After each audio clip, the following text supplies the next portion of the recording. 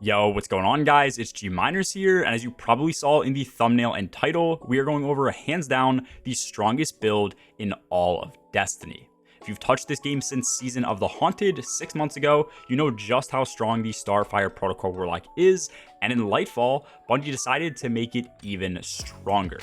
As strong as the build was, it had one pretty major flaw, which was its survivability. All you really had was your super, which gets placed in one spot, so it becomes pretty hard to stay alive when on the move. But with the brand new set of Solar 3.0 fragments we unlocked, just getting a fusion grenade kill gives us Cure, which is instant health back, and Restoration, which is going to be healing over time. This is one of the best builds already, as I mentioned, for things like GMs and even contest mode raids, and now I would say it's twice as strong. It deals insane damage to bosses for just throwing grenades. It heals you and your entire team, technically, if they are running the right fragments too. It has some of the best ad clear in the entire game, especially when ignitions are taken into account, and it's probably the easiest build to use in the entire game.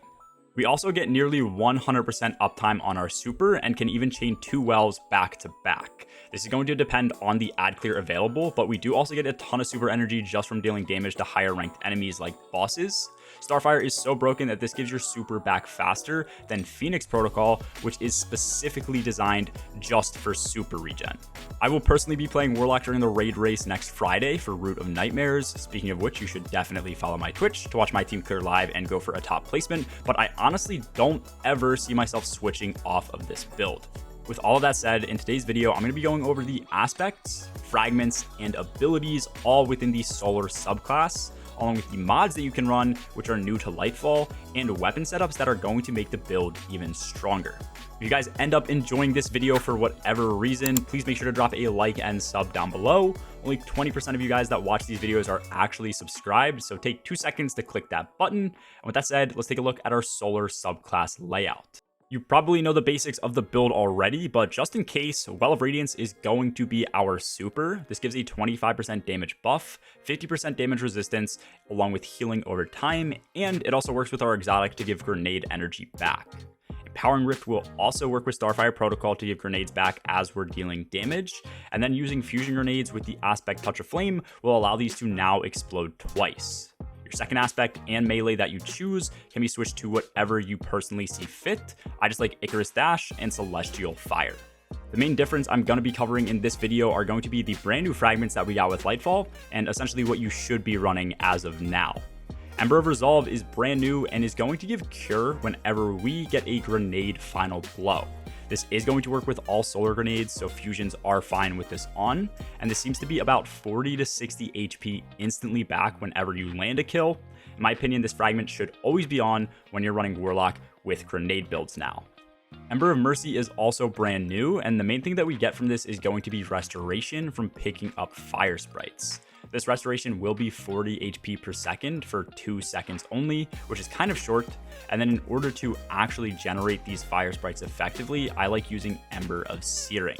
This isn't the only option, but this did get updated to now spawn in fire sprites on scorched enemy kills. Since we are using fusions and they apply Scorch, this will always end up spawning a fire sprite.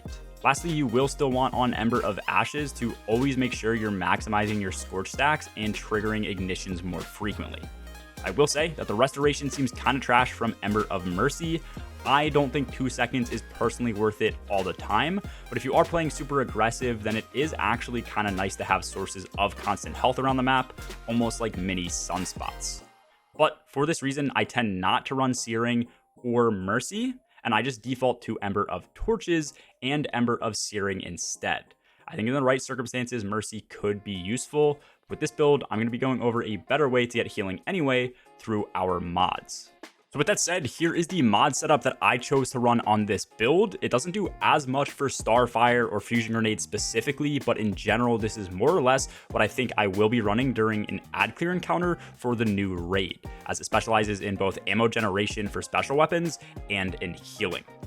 Double Ashes to Assets is going to give increased super energy on grenade kills, which in turn, during an ad clear encounter, is going to give me the option to crutch well much more often. And then Arc Siphon will be switched around as I need, but currently Forbearance is, in my opinion, the best ad clear weapon in the entire game, so that's why I default to Arc Siphon. On my gauntlets, Fastball is just a quality of life improvement to throw fusion grenades further. And then I also have 2 copies of firepower on to spawn in orbs of power when I get grenade final blows, which should be very often. 2 copies just increases the potency of orbs, which should just be the super energy that each orb gives. For my chest, I am running resistance mods and the mod Charged Up. Charged Up very simply increases my max stacks of armor charge from a base of 3 up to 4 now. This isn't entirely needed, so depending on the values of resistance mods, this will likely get subbed out in contest mode. Stacks on stacks is going to be on my boots for increased stacks of armor charge whenever I grab orbs of power, and since we are grabbing orbs of power, I do have on recuperation. This gives health instantly back when grabbing orbs of power, similar to how cure works. I do also have Stasis Scavenger, which is purely for increased Egger Scepter ammo since I am likely running double special when using this build, but depending on the ammo drops in a raid setting or any other setting, this could be switched out for better already as well. Lastly, on my class item, I do have on Special Finisher. This generates special ammo bricks for me and my team whenever we finish an enemy, consuming 3 armor charge stacks. With this, I do also have on Reaper, which spawns an orb of power on our next weapon kill after we place down a rift, and since you do get rifts back often with Starfire protocol, this can be spammed for even more orb generation. When it comes to boss encounters, I will definitely be using a different build setup that I can at least swap to if nothing else, but I think that Special Finishers will still be useful no matter where you use it, especially with new ways to stun champions, making double special builds even stronger. I don't think too many builds are going to be beating this one out in terms of endgame content. I do think Titans could potentially steamroll a little harder in the right areas, and Hunters are definitely still better for boss bakes, but overall this build is perfectly in the middle and way too easy to use everywhere in the game. Let me know your thoughts on the updated Solar Starfire build in the comments below, along with if you think Void or Solar is going to be better this season as a whole. Once again, I do stream over on my Twitch where I will be doing the day 1 raid race. A link to that and my Discord server are both in the description below if you want to check those out. Anyways, that's all for this video. As always, have a good one, guys. Peace.